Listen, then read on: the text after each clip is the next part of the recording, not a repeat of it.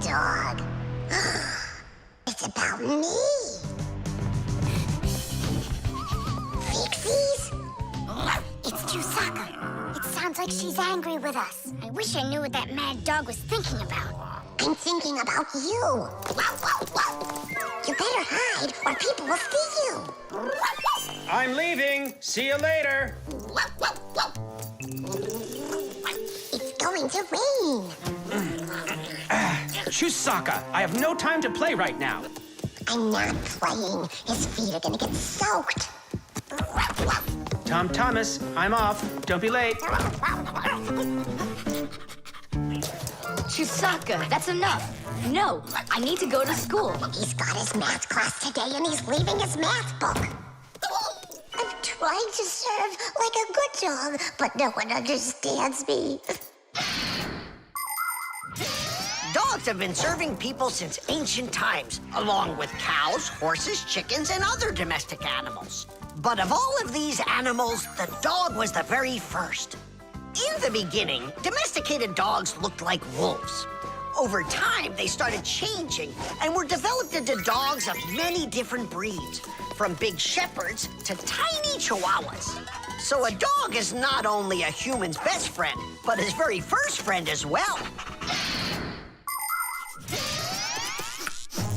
What is that smell?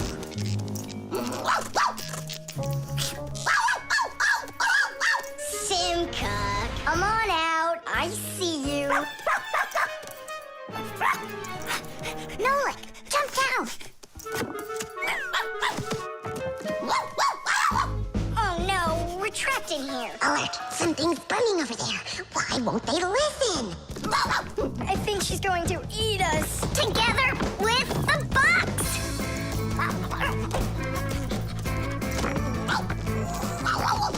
We're done for. Oh. Come on, look! The outlet is sparking. Oh no, something must have broken in there. Are we going to fix it? Kids should never touch outlets, and you know it too. It's forbidden. Then how do we fix it? Go find Papoose, and I'll stay here and wait for you. But where's Papoose? I know where he is. I don't know what she's barking about, but I think Chewsocka wants to help us. Then come on, Chewsocka, help us. Woo!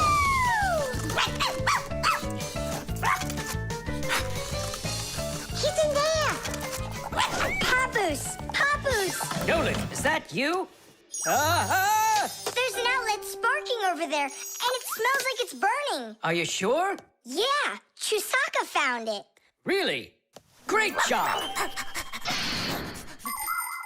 There are many kinds of service dogs. Dogs that help people by carrying out a wide variety of different jobs, like protecting a house or a flock of sheep if the dogs are shepherds. Some working dogs help guards protect their borders, while others work for the police. There are sled dogs that transport people and loads in the north, where there's only snow and no roads. Some service dogs help blind people by helping them get to the places they need to go. And there are dogs that save people trapped on mountains. And that's not all. Dogs went up into space before humans. But don't think that dogs are just given these jobs. Oh no, like humans, dogs study for a long time before they're allowed to take on serious work.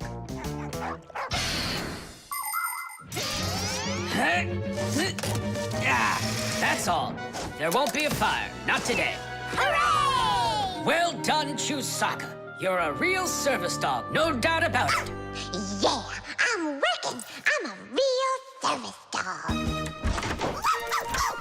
Chewsocka, go away. I've had enough of you already today. Don't say that, because this working dog just saved your house from burning down. What do you mean? She smelled smoke coming from the outlet. It could be that Chewsocka means well and wants to do the right thing, but nobody understands her. That's a bit hard to believe. Then what's this book? Oh, my math book. That's where I left it. Remember how Chewsocka wanted to make you take it to school this morning? You're right. Atta girl, Chewsocka. Well done. Achoo. What a rain. My feet got wet to the bone. But this morning, Chewsocka tried to get you to wear a different pair of shoes. That's something. I should listen more closely to this smart little dog of ours. Finally, they understand me. The bee. Tom Thomas, Hello. how come you're eating jam straight from out of the jar? Because it tastes so good. Oh, a bee!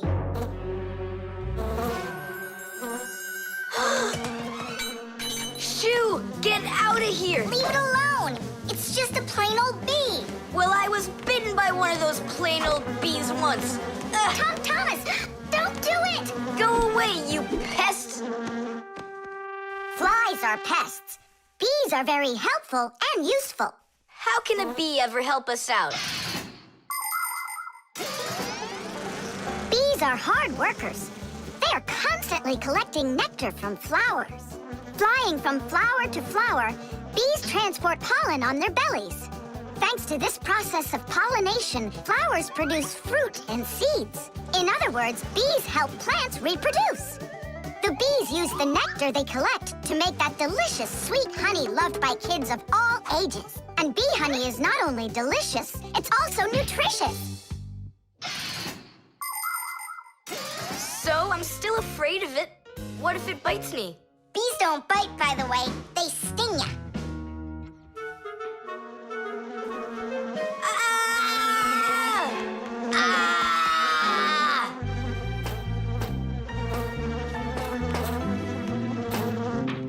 Well, now I'm gonna show ya. Don't! The bee's the one who should be afraid. You tyrant. Yeah, you let it go, tyrant. Why are you calling me names? Who's stopping her? She can fly away if she wants. We need to show her the way out. Well, how? Here, little bee. Fly this way. Why don't you try going? Then what can I say?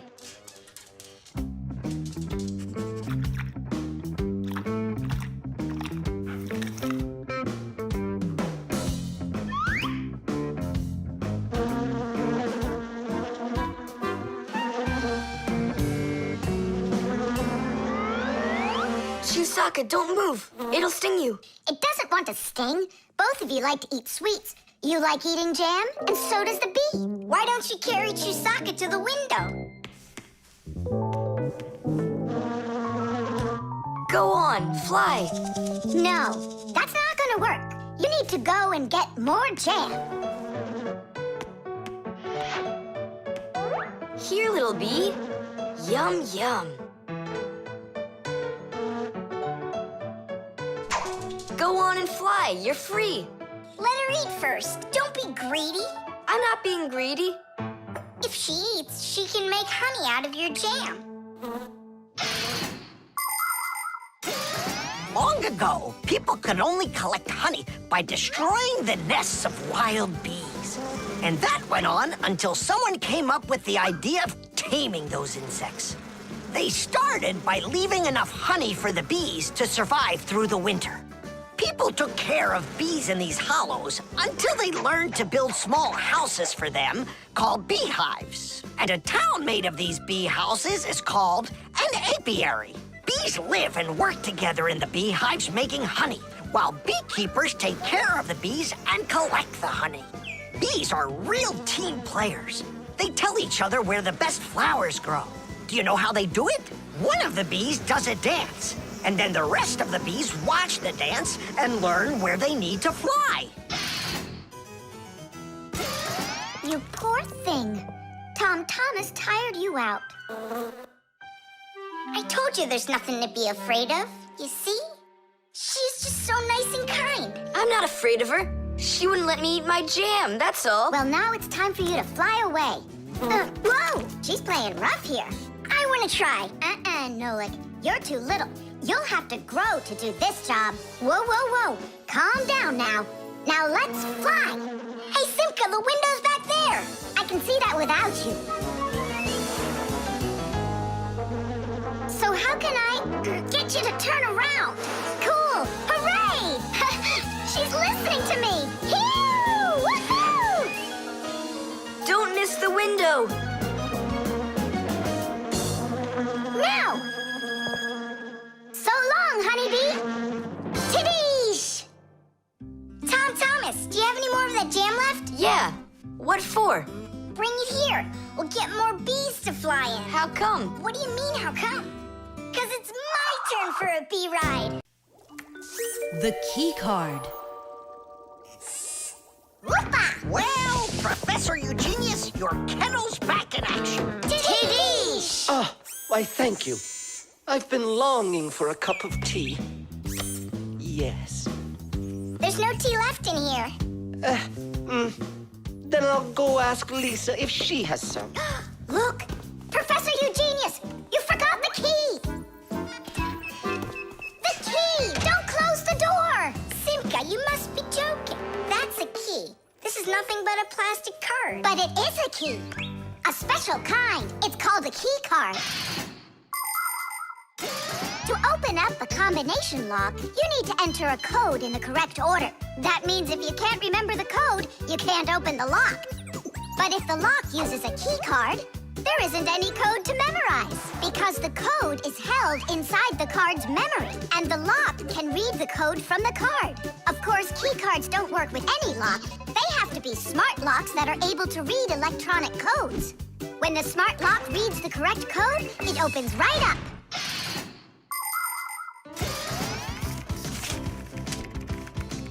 Lisa, do we have any tea here? Of course, Professor Eugenius. Wonderful. I'll take one bag then. Oh, I left my key inside the lab. Can I borrow yours?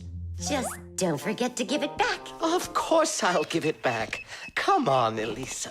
I got myself a tea bag. Professor Eugenius, the water's boiling. Fantastic. Ta-ra-ta-ta-ta-ta-ta. Ch-ch-chai. Wait a second. Oh no. I was supposed to give something back to Elisa. Why don't you go and ask her? Right. I'll be right back. Professor Eugenius! That's card number 2 now. Elisa, I promised you something, didn't I? Yes, the key. You said you'd return it. Yeah, sure. Let me get it. Just a sec. Oh, I locked it in the lab. It's terrible. How will you ever get back into the laboratory now? You see, there is one way, but it's a secret. Would you mind leaving for a couple of minutes? Colleague, Professor, can you do me a little favor? The key. I think I left it on the table. Yeah, right. It's true. So how do we solve this? I need to think about it. What's there to think about? We just have to go and push it under the door. You think you can do it? Yeah! It's time to get to work. Hey, what's going on? Oh, were you just calling for me? Yeah, no, Lisa, not for you. It's so heavy. Do you know where Digit ran off to? Ow! Digit's off somewhere thinking. He's always doing that when it's time to work. Hard to port. Hard to starboard. Way to go, Nolik. Then who were you talking to? Actually. Oh, what's that? Where? What? What was that? Come on, let's try again. Look, do you see that? It's telekinesis. It's the power to transport things with your mind. You are just astounding. Was that done with your mind, too? The door? Yeah, sure. You are a genius. Professor Eugenius is a very talented scientist and a dear old friend of the Fixies. He always helps the Fixies, and the Fixies are happy to help him too. Professor Eugenius let the Fixies set up their school right here at his laboratory. It's hard to imagine a better place for a Fixie school. People from all over the city bring all sorts of things to the laboratory to be tested, from computers, phones, and furniture to food and toys. Professor Eugenius uses his expertise to check the quality of all these different things. To help him carry out his experiment, his laboratory is filled with a variety of tools and machines. Yes, Professor Eugenius is a very smart man, but he can be absent-minded. Lucky for him, he's got us Fixies around. Thanks for everything. Sliding the keycard under the door? That was Simka's awesome idea. But the door opened wide while the card was still on the floor. That's strange. There's nothing strange about it. I'm the one who opened it. How? I climbed in the lock, that's all. Figured out how it worked, and Tadish. Very clever. That's a real Tadish. I guess that thinking before you go and fix something ought to be what we all study next. The airbag. We're gonna be late. We'll make it.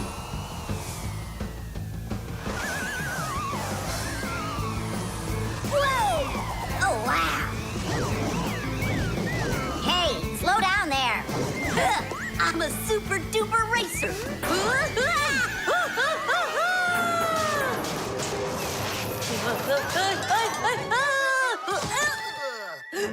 Well, Fire. Again, risking your life. Super racers like me can always count on luck. You know, Fire, counting on good luck is stupid. It would be better if you would keep your mind on safety. Actually, today, Professor Eugenius has something really special to show us. He's going to be testing an airbag. What's that? Ditch it. Explain it. Everybody riding in a car has to wear their seatbelt, because if the car has to stop quickly, the belt will hold the person back. But there are times when even seatbelts don't give enough protection, like when a fast-moving car crashes into something. When that happens, the driver and passengers can be protected by an airbag. You can't see them when they're folded up because they're hidden, but if the car is in a crash, the airbags blow up very quickly, and the person bumps into the bag instead of banging into the steering wheel or flying through the windshield.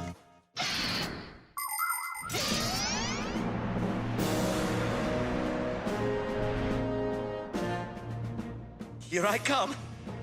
And once again, when something dangerous must be tested, Professor Eugenius tests it on himself. But Grandpoos, aren't you scared that it won't blow up with air? Don't worry about the air. A 3 and a 2 and a 1.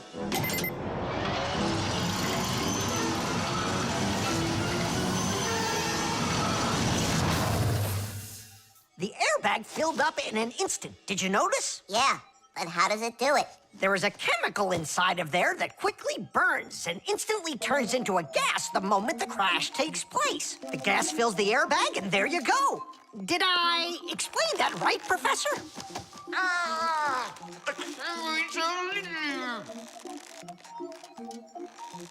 We've got to get him out. Stop!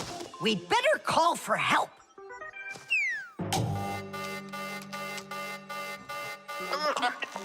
Professor, do you need some help?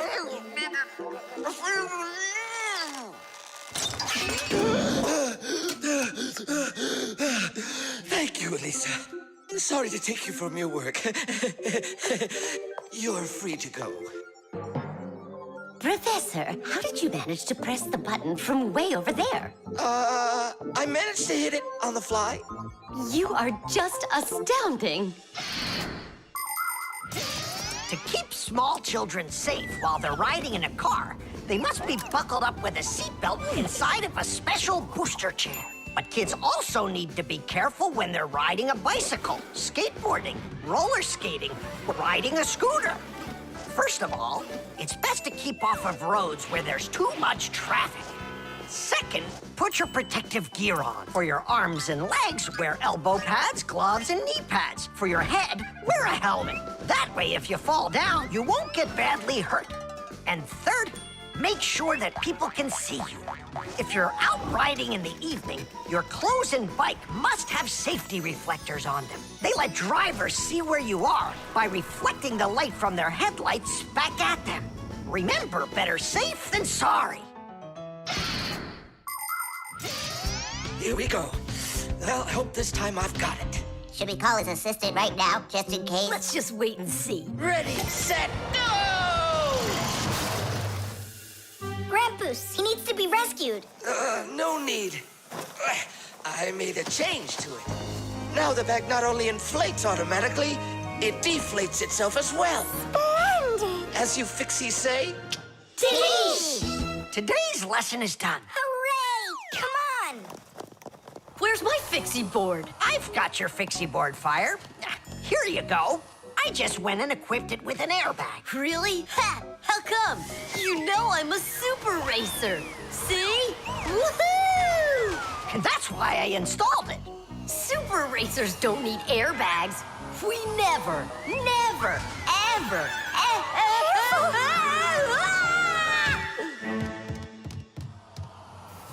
Oh, wow! Is that airbag cool or what? It's a very original design you used there. That design is my own, and Fire ran the test. Professor, will you make an airbag for each one of us? You all will get them real soon. But even so, Caution and care make accidents rare.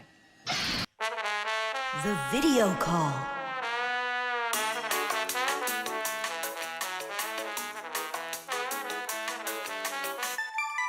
Turn on the camera right away. It's me, Simka.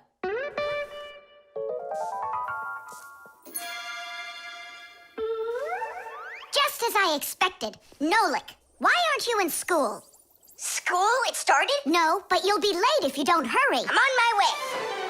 Simka, is that really your Fixie school?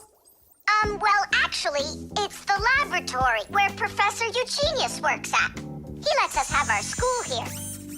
Who's that, Simka? Look. Is that the professor? Where? Oh, come on, Tom Thomas. That's the manipulator. Who? Not who, what? It's a mechanical arm. For real? Oh, please show me some of the other things you've got. But how can I show you? Come on, with the camera. Computers and tablets are able to connect with one another through the internet. That's why you can talk to another person on your computer like you're talking on the phone. And if the computer has a video camera, then it's possible to send not only sound through the internet, but video as well. That's why it's called a video call. With video calls, it's possible to talk to your friends, to see them, and to show them all the things you can see yourself. All right, take a look. Over here we have chemistry equipment. And over here, hey, Tom Thomas, it's good to see you. Wow, you flew there so fast. Nola, get out of the way. You're blocking the view of the lab. I am not blocking the view. Stop it. Go away. You, go away. Tom Thomas, what are you watching? Is it time to turn into screws? Too late. He already spotted us. It's just a cartoon about these funny little guys. Can I watch with you? Nah, it's boring, Dad, and I've already seen it. Next, that blue guy, he starts jumping. Watch. Now what? I say run. Start jumping. Make it cartoony. Now that redheaded character will sing. Watch. La la la la la la la la la la. Then she starts dancing. La la la la la la la la. These guys really are funny. And here are the super fast moves. That was funny. I gotta get going. That's all. You can rest. My dad went out. I'll get you, Tom Thomas. what are you doing over there, huh? Watching a movie. But why on my computer? Sorry, Professor. Yeah, will you forgive us? So how is it any good? Uh-huh. It's a super funny one. Really? Yeah. You see that boy there? He's gonna start waving his arms around like a maniac. He also crows like a chicken. Cock-a-doodle-doo! And now the boy's gonna go in and chew paper.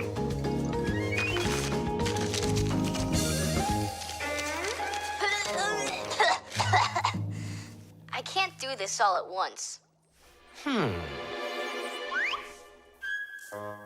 A movie. That's what we're watching here, right?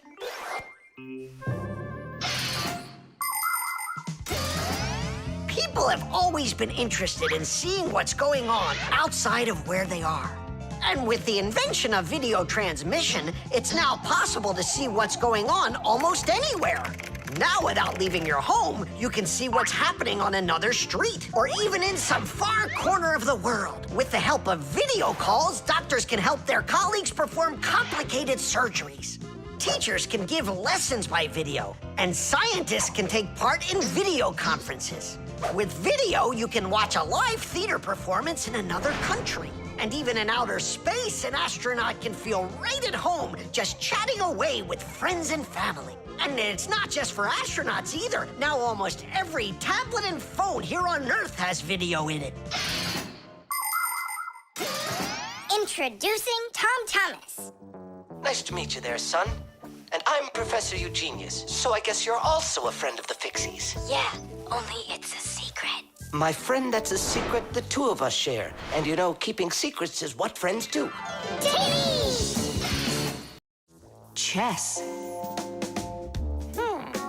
How about that? Then I'll play my pawn. And I'll play my pawn. Grandpa's, we need our spool, and it's missing. Oh, congratulations. Professor, have you seen it anywhere? The spool?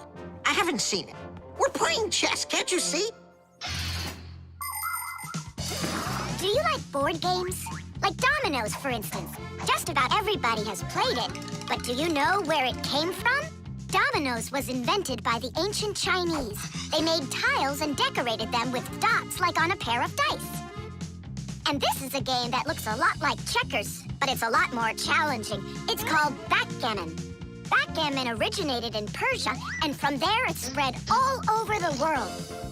But the most challenging game of them all is the game of chess. Chess was invented in India, and today the game of chess is loved in every country. It's played by adults, by children, and even by computers. Chess is a real sport. But the most important thing for playing chess is not the power in your arms, but the power in your brain. Hey, look, I found it! Yeah! Hey, what's going on?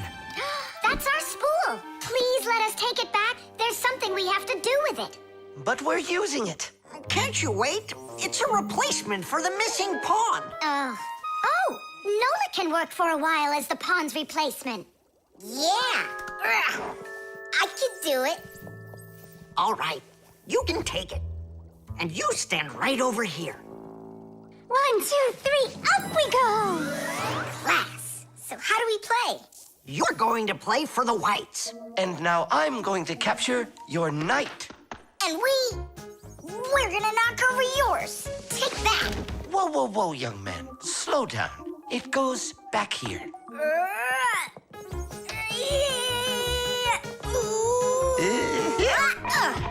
Nolik, get back to your square. What for? Pawns don't move like that. And how do they move? Only one square per move and only forward. Of all of the pieces, the little pawn is the weakest. What a mess. So which one's strongest, huh? This, it's the queen. She's the most dangerous threat to the other king. Aw, how come I couldn't be queen? Then that black king would have to deal with me. Oh, yes. In chess, each player has a black or white army with 8 pawns, 2 knights, 2 bishops, 2 castles, and a queen. All of them work together for their king, trying to protect him while attacking the enemy's king. If the king finds himself in a position where he can be captured, the attacking player says check. And if the king finds himself with nowhere to run from the attack, it's called checkmate. Whoever checkmates the other player's king first is the winner. I'll move my queen. Yeah. And me, my queen. Then I'll just capture your queen. Really? Then I'll just capture yours. Grandpa's, should I go now? Not yet. So, do you feel like surrendering? Ha! You're kidding. Do you? Nolik, forward. Hooray! We'll step aside. Forward. Aha! Next I'll go and capture the knight. He got away. All right, pawn, and once more, go forward. Grandpa's, Where do I go now? Don't you see the edge? Don't go anywhere. Now you're the queen. What? The rules of chess say that if a pawn makes it all the way to the other side, he can become anything that was captured earlier. Hooray! Then I'll be the queen, and I'll be the strongest piece in the whole game. Hey, queen, get back here. In case you don't know, this isn't over yet. We capture the pawn with the queen. Queen, this is your new place. Check. Check. Yeah? Now come to here. Checkmate, my colleague. Of course it is. It is, mate. Yeah, I lost. Hooray! Tadish, tadish, tadish! Professor, we found the missing pawn for you. So that means Nolik can leave with us. I'm not going anywhere with you. Chess is the greatest game you'll ever play in your life. Oh, you should have seen how I put Professor Eugenius into checkmate. Really? Well, Grandpa's helped me a little. Actually, it was Grandpa's telling me where to move. But I'm the queen now. The shadow play. Oh, hi there, Tom Thomas. What are you doing here? I dropped a paper clip. Give me some light. Huh. What's so funny, huh? We're trying to help you out. You've got funny shadows, that's what. Hey, check this out. It's an eagle. And Simka is a goose. She looks more like a moose. I do, huh? All right, and take that. You're like real actors performing in a show. Uh-huh. Actors playing a theater, you know? And we're just under a bed. And so what? How about we make our very own theater? A theater with shadows. Class! Tom Thomas, we need a piece of paper, a huge sheet. It's really quite easy to make your own shadow theater. You can make the screen out of a white sheet or a big piece of paper. Next, make sure the room is dark and shine a desk lamp at the screen. Now, to make the shadows, just put yourself or a cardboard cutout between the lamp and the screen. Your shadow, or the shadow of your puppets, will come to life. But make sure that the audience sits on the other side of the screen. The play will be much more magical for them from that side. Tom Thomas, light. Oh, wow! Simka, you look totally like the real Red Riding Hood. Hello, dear granddaughter. Hello, dear grandmother. Grandmother, what very big eyes you've got. The better to see you with, my dear. Nolik, come on, we're rehearsing. The wolf's voice is funny. Grandmother, I never noticed what very big teeth you've got. They're so much better to eat you with, my dear. Yum, yum, yum, yum. Let them out, wolf, or I'll get them out myself. Ha ha! You'll stop me with that little stick? Hey, that's not in the fairy tale. But in the fairy tale, it's a normal hunter. And what do you think I am? Look for yourself. You're way too small to be the hunter. Fine, then go to your play without me. Well, I guess I'll have to make the hunter out of paper then. That's all. Take a break. I'm really thirsty. She was so salty, that grandma. Nolik, don't be upset. The wolf is huge and I'm so little. Then let's make you bigger. You see? Now you're bigger. Yeah, you're right. And if we go back here, then I'm even bigger. Now you know. If you go back here near the lamp, your shadow will get bigger on the screen. Class! There are just so many different kinds of theaters in the world. In the dramatic theater, the actors speak the lines of the playwright. At the opera, the actors don't speak their lines. They sing them, accompanied by an orchestra. And here at the ballet, the performers don't speak or sing their parts. Here, the story is told with dance. There are also theaters where the performers are animals. In an animal theater, you can watch performances by cats and dogs, or goats and pigeons, or even bears and seals. There are also theaters where the stories are told by puppets. To tell the truth, the puppets are brought to life with the help of people. Yes, there are so many different kinds of theater. My favorite is the Shadow Theater. I think it's the most beautiful and mysterious theater of them all. Hello, dear grandmother. Grandmother, what very big eyes you've got. The better to see you with, my dear. And grandmother, what great big sharp teeth you've got. Oh, the better to eat you up with, my dear. Ooh, just wait. Aha, Wolf, I've got you. The hunter looks so strong. You're a hunter? Then where's your gun? Why do I need a gun? You're so tiny I could use a fly swatter. But I'd rather do it like this. Like what? With my bare hands. Way to go! Hooray!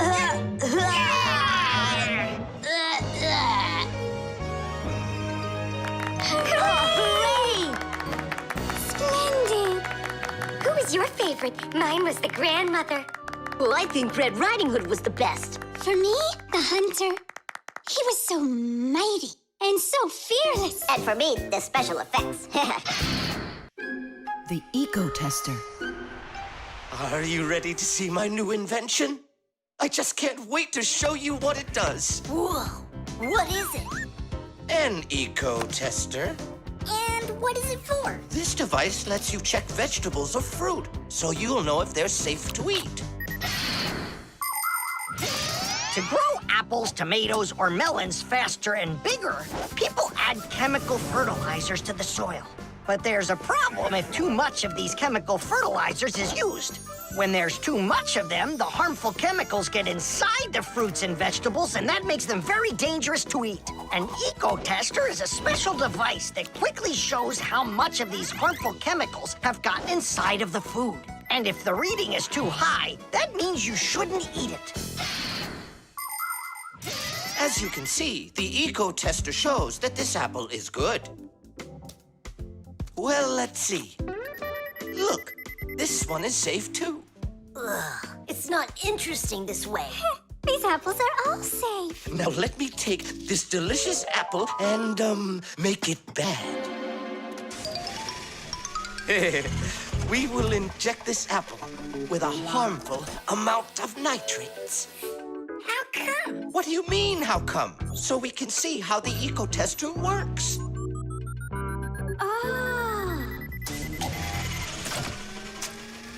Whoa! Aha! So you see, the eco-tester clearly shows this apple is poisonous and can't be eaten. Is it only for apples or for any kind of fruit? Any fruit or vegetable. I can get a watermelon to show you.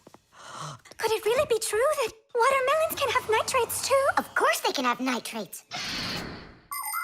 Humans often act without any concern for nature. The waste from factories, airplanes, cars, and cities causes tremendous damage to nature. Species of plants and animals disappear. Air, water, and soil become polluted. And many other kinds of ecological problems appear. And humans shouldn't think that ecological problems are just nature's problems. Because when humans harm nature, they are also harming themselves. People breathe in the dirty air, drink polluted water, and eat food grown in soil contaminated with chemicals. If humans don't want to drink milk filled with poisons, and they want to eat ecologically clean fruits and veggies, then they must learn to treat nature as their friend. Hey, why don't we test these apples ourselves? Nolik, help me out.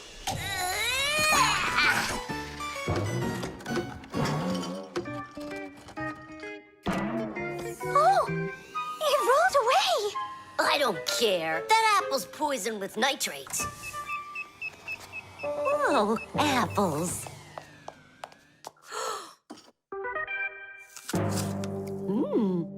Lisa, don't eat that! Lisa, stop! Please sit down. What? You bit into it? Yes, and what? Oh no, it's poisoned. What? Do you have trouble talking? Oh, yeah. You feel faint? Oh, I'm fainting.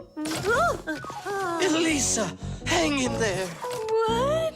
There's no poison in that apple she ate. Oh, my assistant. Oh no, I've poisoned her. Oh, Elisa, please. There was no poison in that apple. Oh no, he didn't hear us. What should I do?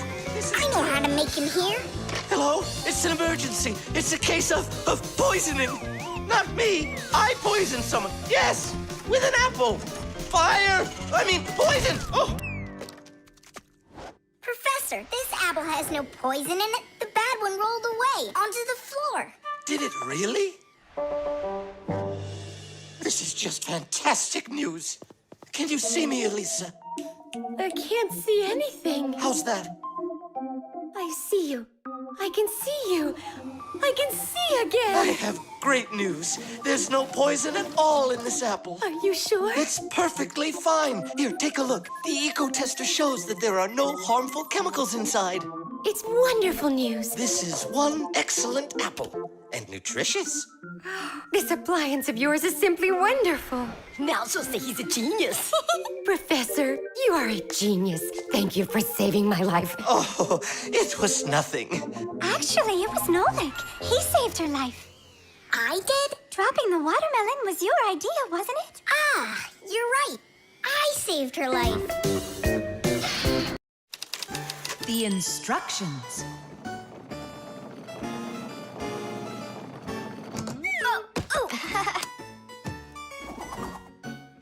It doesn't work. Try putting it in the other way. Did you read the instructions? Why would I? Instructions are for dummies. Yeah, instructions are for dummies. All right. Oh, what's going on?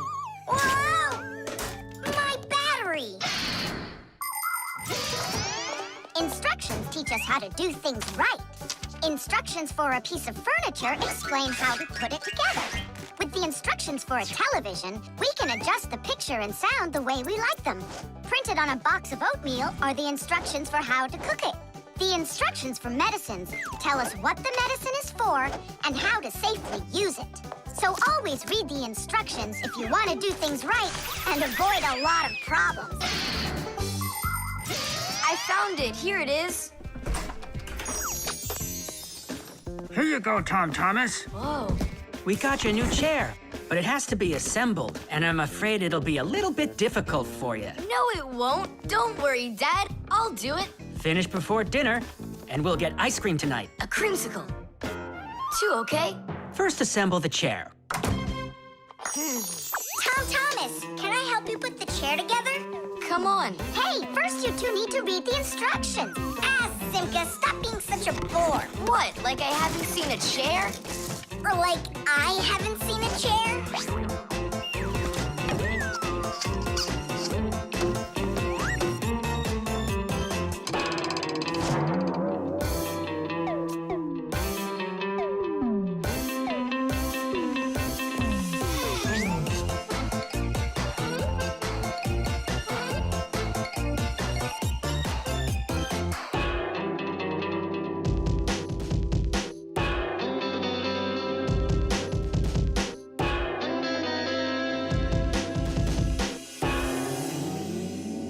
Well, Tom Thomas, you done? Dinner's ready. Let's go. Oh, Dad, no. I need another 2 minutes. Simka, help me. How? What does it say I have to do in the instructions? Ah, I thought you could do it without him. All right, I'll help you. Let's see. Take this part over here and that one over there. Nolik, get a screw. No, the longer one. It's over there. The very first stools and benches appear as far back as ancient Egypt. The pharaoh's stool was special because it had a back. It is thought that the pharaoh's stool was actually the first chair. For a long time, a chair was considered a luxury. Rich noblemen would bring their own chairs to parties. And the more important the man, the higher the back of his chair. It wasn't until the 19th century that chairs became part of every house. Today, there are just so many different kinds of chairs. There are wooden chairs, plastic chairs, metal chairs, chairs with legs, chairs with wheels, folding chairs, baby chairs, just all sorts of chairs. Well, how could people sit down at the table with no chairs? Ooh, I think we'll make it. Screw it in, quickly. Nolik, we need one more screw. But there aren't any. There is, you gotta find it. I already looked everywhere. Tom Thomas, time's up. Nolik, you have to help. How? Just for a minute, that's all. Turn into a screw. If it's only a minute, I'll do it for you.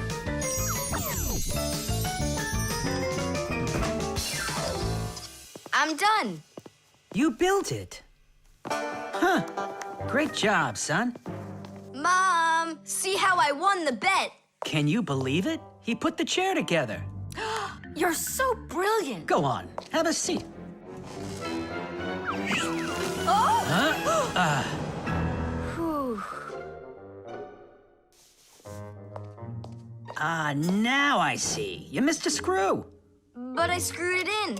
It must have, what? Must have what? Look, here it is. Now this screw's not going anywhere. And that ice cream you won? Well, you just lost it. Well then, Mr. Chair Builder, time for dinner? Yeah, in a sec. Where is that Nolik? He ran away. What a traitor. No, he's not. He promised you he'd become a screw for just a minute. And the minute was up. Well, where is he then? Over there. He's studying the instructions for the clock. Hey, Tom Thomas. It says that we put the wrong kind of battery into the clock. We should have used that kind. You see, Tom Thomas? If you don't want to be a dummy, instructions are for you. Batteries. Oh, my little lemon, just you wait. One day you'll be a strong and splendid tree. She's talking with a flower pot. Oh, you scared me. Do you like it? Like what? My seedling, don't you see? It will grow into a huge tree. And there, amongst the green leaves, will be beautiful yellow lemons. Class! From that thing? Lemons? Oh, yeah. It'll grow into a tree. All it needs for that is to gather energy. Get energy from where? From our sun. The sun? It'll be so slow. Oh, batteries would be faster than the sun. Batteries? I really don't think so. Tula, do you know how much energy they have? Let's just bury a bunch of those batteries in here, and you'll be watching your lemon plant shoot up into a tree. Are you positive? Absolutely. And where can we get the batteries? Over there. Professor Eugenius has a whole box full of them.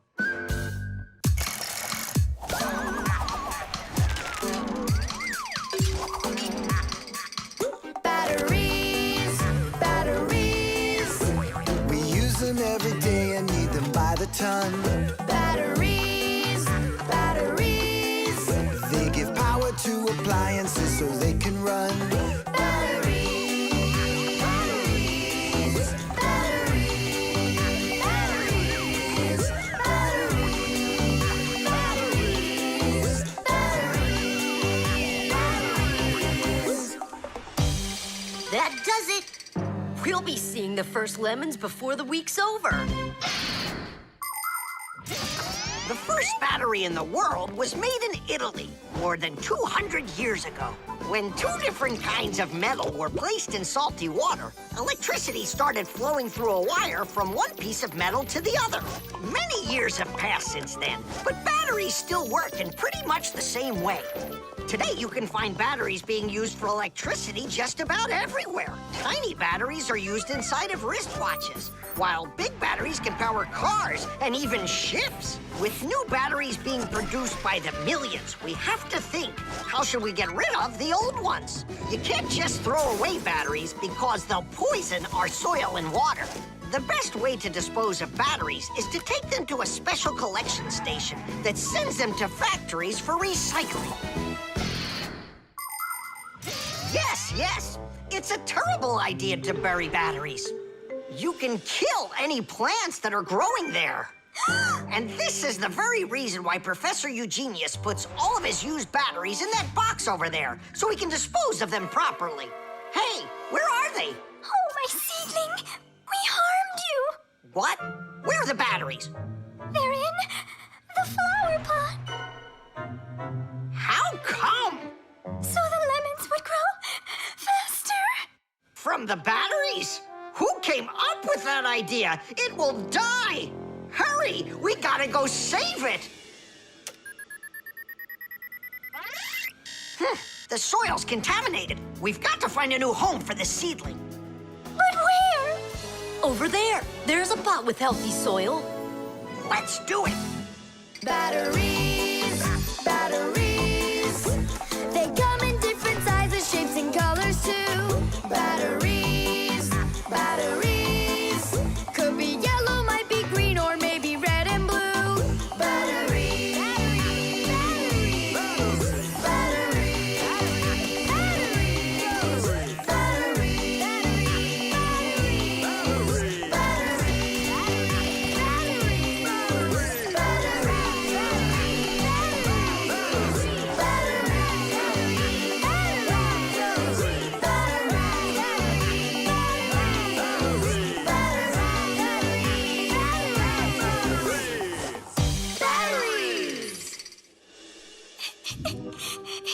Don't cry, Tula. The seedling will be perfectly fine. It will grow big and strong with branches full of beautiful lemons and oranges. And watermelons. It's a lemon tree fire. Will you ever stop going too far, like with the batteries? Well, anyhow, batteries are cool, right? Look how many appliances can't work without them. You're right. Appliances can't work. Look, the seedling's coming back to life. It really is. Tula, tell us, isn't it splendid? Splendid. The gramophone. And that's a photograph of my mom when she was little. She sure looked happy, didn't she? Because parents were all happy when they were children. But then they grow up and start getting all gloomy and as boring as can be. Oh, what's this, do you know? A song about a screw? It's total nonsense. Nonsense. It's about a screw, which means it's practically about Fixies. Why don't we listen to it and find out? If it's good, we can all dance together. How do you listen to this thing? Like this? Why don't we try to use the player? We won't fit in there. Look, right here it says gramophone record. See? So we need to find a gramophone player. Find what? Let's go to Grandpa's. Grandpa's, we found a song about a screw we want to hear. We're looking for a player for a gramophone record. Ah, I understand. What you need is a gramophone. A gramophone is an old appliance that was made for playing back sound that was recorded onto records. If you want to turn on a gramophone, you need to turn the handle to wind up its spring. The spring makes the record spin.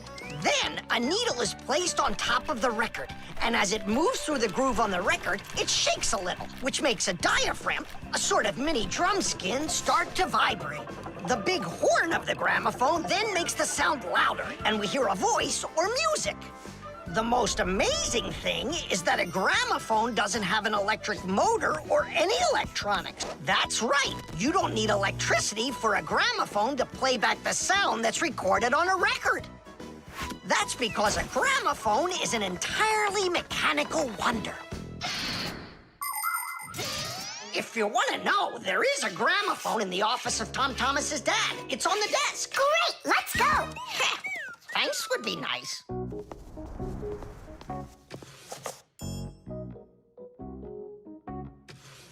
I can't find the on button. There is no on button. You need to grab that handle and turn it. Now take that thing and put it down onto the record. It's not playing. Look, There's no needle in there. And where can we get one from? We can make it. Do you have any nails around here? Is this good? That'll be great! Verda, are you ready? Totally. Better cover your eyes.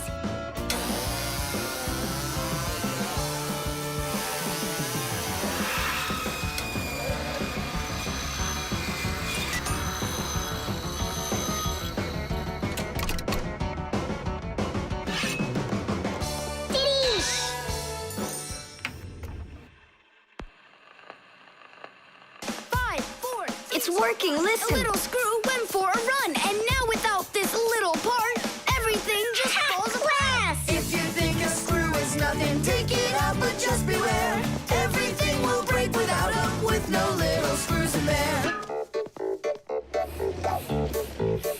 The bulldozer was a strong one until there was a thud. And then the mighty giant fell straight into the mud. 5, 4, 3, 2, 1. A little screw went for a run. And now without this little part, everything just falls apart. If you think a screw is nothing, take it out, but just beware. Everything will break without them, with no little screws in there. If you think a screw is nothing, take it out, but just beware. Everything will break without them, with no little screws in there. Tom Thomas, what's that music playing? It's a gramophone record. Gramophone? I thought it was broken. We fixed this old... not we. I fixed this thing. Really? What a wonderful boy I've got. Other kids are breaking things, and you fixed them. What do you say we play that record once more? I used to love it so much when I was little. The mighty crane was working until there was a pop. And then the mighty giant gave out and lost its top. 5, 4, 3, 2, 1. A little screw went for a run. And now without this little part, everything just falls apart. If you think a screw is nothing, take it out, but just beware. Everything will break without them, with no little screws in there. If you think a screw is nothing, take it out, but just beware. Everything will break without them, with no little screws in there. Tom Thomas's mom really dances super. Yeah, she knows how to have a good time, even though she's a grown-up. If you think a screw is... The laboratory.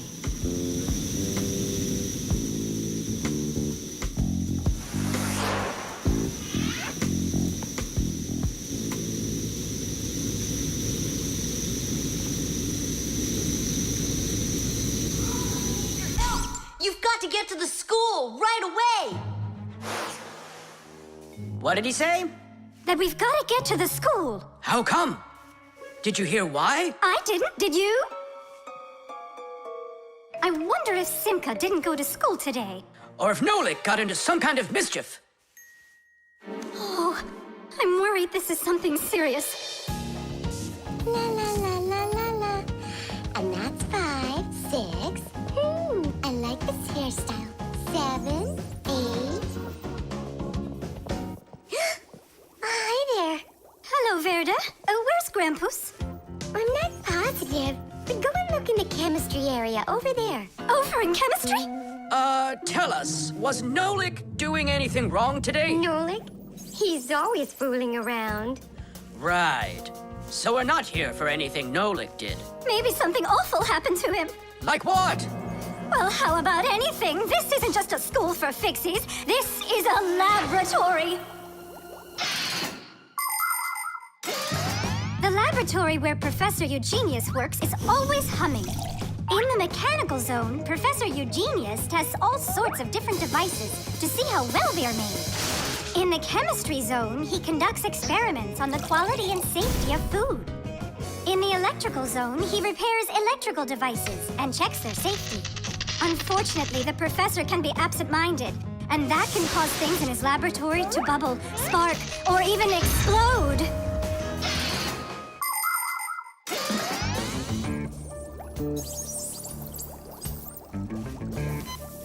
Marcia, there's nothing to worry about yet. But how can I not worry? Digit, have you seen Nolik anywhere? Do you know if anything's happened to him? This is a laboratory here. Who knows what could happen to anyone? Like what? What are you saying? Like that. I told you, things happen here. And where? Let's go, quickly! Marcia, no need to panic. Tula, it's so good you're here. We really need your help. What is going on? There! We! Grampus! What? Where? In the mechanical zone, there! And Simka and Nolik? There! They're all there! Oh, my children! Don't lose your head. Oh! Oh! Marcia is my wife and the mother of our children, Simka and Nolik. Marcia is a real beauty, a kind and gentle soul, and a wonderful homemaker. She is also a very responsible and extremely skilled Fixie. She is our family's expert in kitchen appliances and gadgets. Marcia works from morning till night, fixing and cleaning anything that is in need of her expert care, because she just loves when everything is clean and tidy. But most important for Marcia are her children. She takes loving care of Simka and Nolik and tries to protect them from harm. Marcia worries about them so much that sometimes her imagination gets carried away with what might have happened to them. Although our little Nolik can get himself into situations that even Marcia could never have dreamed of.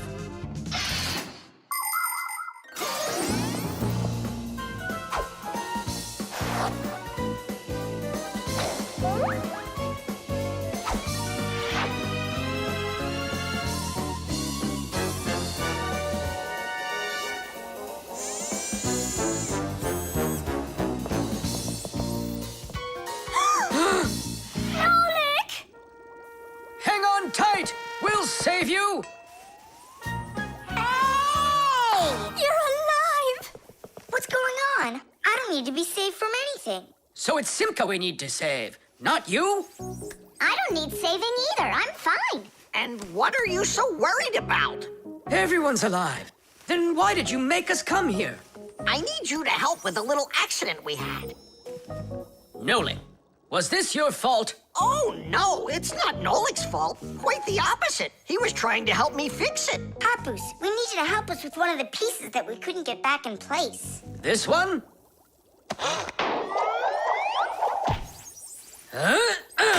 Tadish! Oh, a perfect repair. Huh, that was really the only reason we had to rush here? Why not?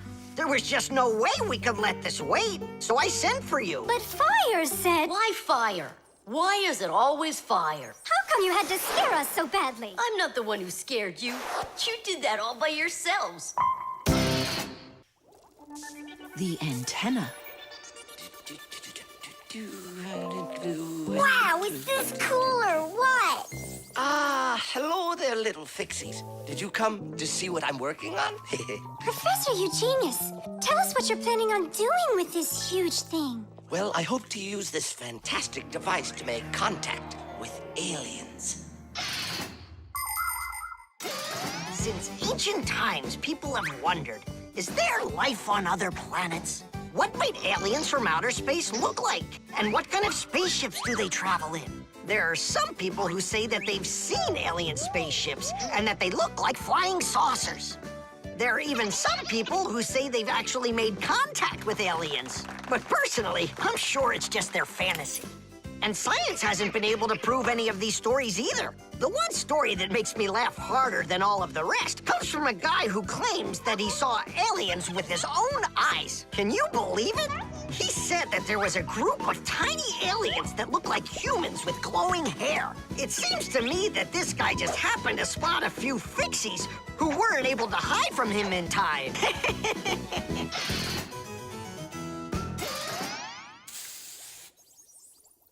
It's ready. If I could talk. And now what? If the aliens are out there flying by the Earth, they'll see this plate, get hungry, and come for food? Aliens don't need a plate like this, silly. When they've got plates that fly, flying saucers. You're both silly. This thing isn't a plate at all. It's an antenna. Antenna? Antennas help people receive radio signals. They come in all sorts of shapes and sizes, like this, or this, to pick up a signal that's very weak. powerful antennas that are shaped like large dishes work the best of all. When radio waves hit the dish, the waves all bounce off of it and gather together into one point. This makes the signal stronger and clearer. The most powerful dish antennas can even pick up signals from outer space.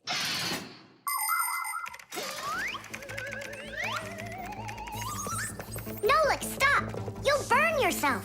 Don't treat me like a baby boy, okay?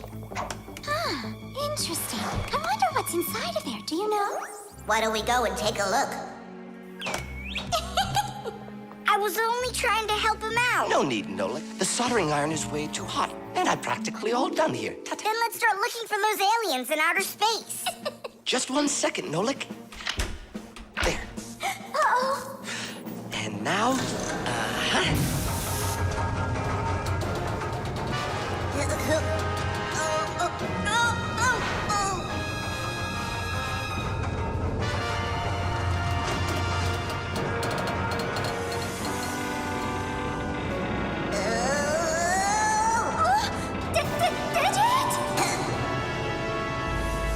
here we go. Nolik, Simka, let's see if we can pick up signals from outer space. What do you think? Is it night right now, where the aliens live? What if they're sleeping? Quit bothering the professor with your nonsense. Let us out right now. Can't you hear us? Please let us out! I'm afraid there's no way they can hear us from this far away. I can't hear any signals. It just sounds like static. Be patient, you guys, and keep listening. Digit, we all know how clever you are. Can't you think of a way out of here? I think I got it, Tula. You stay there. Yeah. I'll use a special code I know to send a signal that we're in trouble. Wait a second. Do you hear that? Could it be a signal from the alien? Hooray! This is sensational. It means that somewhere in the cosmos are intelligent forms of life. 3 dots, 3 dashes, 3 dots. Ooh, it's Morse code. It's a signal for help that they're sending. You don't think the aliens are in trouble, do you? Yeah, I think so. And who do you think they learned Morse code from out there? Yeah, that's strange. There are hardly any Fixies that know that code. Digit does. Ah, and where is he, you know? And where's Tula? Well, I think I know exactly with which aliens we made contact. I think I know it too, Professor. Lower the antenna.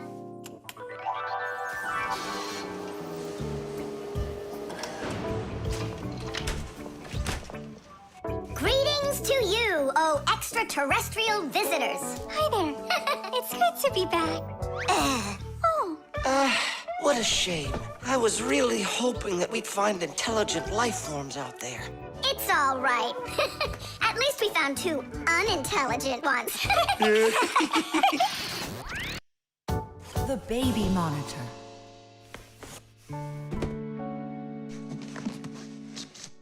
Oh, it's my old baby monitor. On. Check. Checking. 1, 2, 3. Checking. It's working.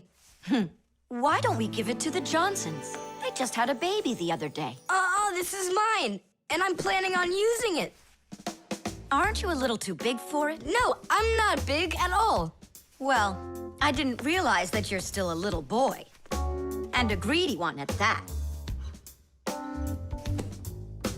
They're never gonna notice this. Hey, Fixies, are you here? We're here now. Why did you call us? I gotta show you how I turned into a mind reader. I find that just a little hard to believe. Okay, then I'll show you. I'll leave you alone, and then you'll hide this button wherever you want. Then I'll come back and find it. You got it. So where's a good hiding place? Well, we gotta think of one. Right here, under the keyboard. Great! Go on, Nolik. Come on in. We're ready for you. And now, I'm going to read your thoughts. Here I go. You hid the button here. Look. Ta-da! He really does read minds. Oh, that was a lucky guess. Bet you can't do it again. Well, I bet you I can. We're gonna have to be sneakier. Verda, she's the most beautiful girl in our class. She knows it too, and doesn't hesitate to use it. She can even be a bit sneaky, like when she needs help with her homework. Then Digit suddenly becomes her best friend. But if she doesn't want to carry her pack-a-mat, she'll say, "Fire, please help me. You're just such a strong Fixie." But all us boys like her just the same. Digit does, and Nolik does, and I guess I do too. Although, I really like Simka more. Or maybe Verda. Or both of them. I haven't decided yet. Verda can be difficult and even bossy sometimes. But one thing I know for sure, Verda's a good friend. A friend that'll always come help. Well, that is if she's able to pry herself away from the mirror. I think that we should throw it down into this pencil cup. But then we concentrate on another place. That is good, but it won't work, Fixies. Come on in.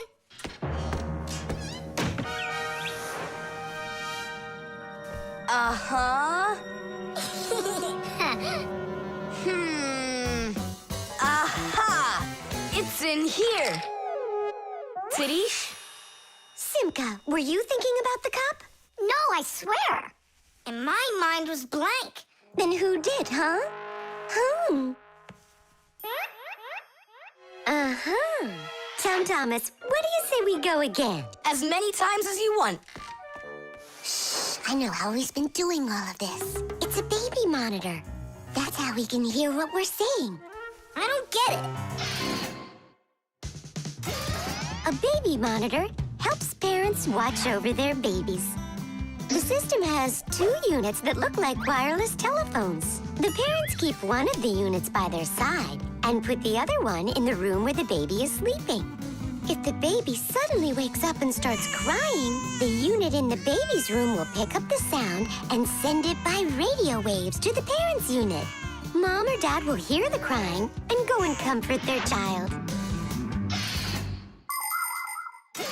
And so he's listening to us now. This time I know what we should do. We'll hide it under the globe. Ooh. Go on. Uh-huh. Aha! Huh? Where is it? If you read our minds, you'd find your button under the baby monitor. You tricked me. That's really not nice. And spying on us is nice, you think? I'm sorry, I just thought it'd be fun. Well, anyhow, Tom Thomas, you're too old for this thing. Unless, of course, you still need it. I'm not a baby. I was just, checking it. I'll go and give it to Mom. Mom, I'm not greedy. About what? Let's give this monitor to the Johnsons, and this car is for their baby boy. I don't think that baby's big enough yet for your car. So what? Soon he's gonna get bigger and become a big boy, right? Like me. The tools. Hang on. There are these really cool things that I want to show you.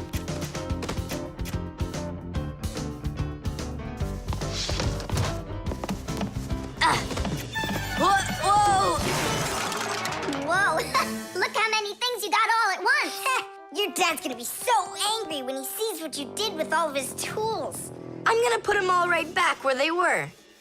And where were they? Open the box and you'll see. It's neat. There's a special place in there for each one of the tools. Try hammering in a nail or drilling a hole with your bare hands. Uh-huh, there's no way. But with the help of the proper tools, it's a piece of cake. But of course, that's only if you know how to use them. Tools need proper care. If the head of a hammer is loose or a drill is dull, then you shouldn't work with them. It's dangerous. And when you're done working, put the tools back in their places, or you'll be tearing your house apart trying to find them the next time you need them. Huh. The pincers go here, and the wrench goes over there. This drill bit's too long for this spot. Let's see if it fits in this one. Huh. Any idea what this tool is for? For splitting wood or carving stone, that chisel's what you want to own. Wow, Simka, you're a real poet. Now try to answer this little poem. When you have a thing to measure, this round tool is quite a treasure. This tool, right? I know what it's called. It's a measuring tape. Let me measure you, Nolik. Wow, you've grown. You've almost reached 1 centimeter. Class! I also have a rhyming riddle for you. What bangs a nail into the wall to make sure pictures never fall? A hammer! I was first, and the hammer goes right here. And now I have one for you to guess. If you need to screw in screws, here's the tool that you should use. A screwdriver! I was first, again. You got it right. All right, Tom Thomas, we'd better hurry. We still have a lot of tools here to get sorted out. Humans, just like Fixies, use hundreds of different tools to do their work. Picking the right one depends on the task at hand. For instance, if you need to hammer in a nail, use a hammer. But you don't use a hammer for a screw. For that, there's a special tool called a screwdriver. A wrench is the tool for tightening nuts and bolts. A vise is used to hold a part in place, and a drill to drill a hole. If you need to cut a piece of wood, you should choose a saw. You could use a handsaw, for example, or a hacksaw. Different kinds of pliers can be used for snipping, gripping, or bending. If you need to smooth something down, you use a file. If you learn how to work with tools properly, you can build just about anything. Looks like we did it, just in time. Oh, and how about this? Do you know what kind of tool that is? I don't know. There's no place for it in here. Just throw it out. Come on. And what if my parents use it? Looks like we did something wrong here. My dad came home. Tom Thomas! I'm in here. Hi there. Reading. Way to go, son. Huh? Oh! I don't get it. Where is it? What? I put a piece of metal under the table leg so it wouldn't shake, but it disappeared. So that's where the tools place is. Did you take it? What? I didn't. It must be somewhere under the table. And you look under the sofa. All right.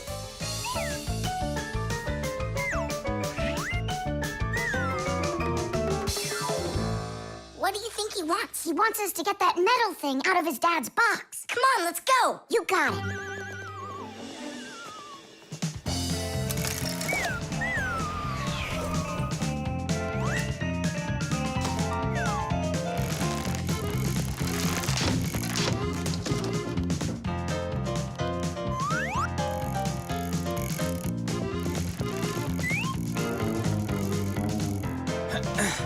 Any luck?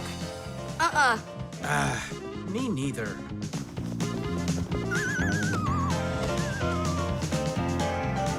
I found it, Dad. It was under the table, just like I told you. Huh. You were right. It's strange. How could I have missed it? Maybe you're just, tired from working too much. Maybe. Tadish. What? It's a new word, Tadish. Tadish. I do like the sound of it.